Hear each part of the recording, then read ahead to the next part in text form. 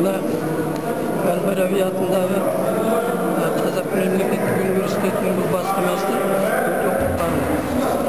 Ал осында дүниежүзінің әр түкпірінен келген, оқу іздеп келген жеткіншектер өздерінің өнерлерін көрсетті. Атамекені Қазақстанды аңсап сағынып келгендігін танытты. Сонымен бірге өздері шет елде жүріп, мәселен, Салиха деген алсақ, 5 тіл біледі екен. Сол 5 тілді біле тұра, өзінің ана тілін бірінші орынға қойды. Және ана тілін өте жақсы. Сол мені таңғалдырды. Мәселен, сайлаған қазақтың ортасында жүріп, өзінің тілін білмейтіндер бар ғой, өкінішке орай.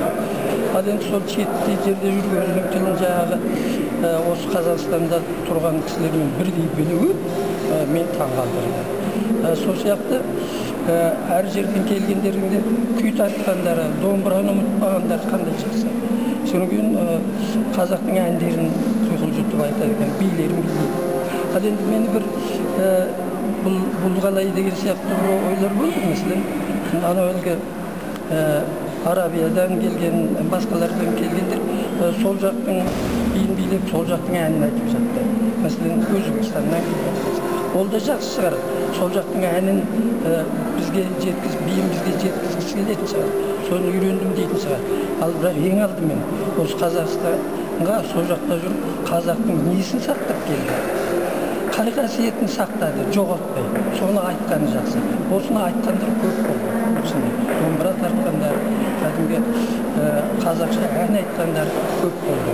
Ал енді онысы аздаған кемшіліктері болып жатса да, жүрекке жылы тиеді. Соны ұмытпағандығы. Мынаны мен білемін, мен қазақпын, мен сендердің қандасымын, тұқымдасымын деп келіп отырады. Соны кейін өнер іздейтін. Соны кейін маған сол жерімізге қайта барғанда, біз сол жерде қазақ мектебін ашамыз. Қазақ жастарын біз қазақша тілге үйретеміз деген ынталары мені сүйсіндірді.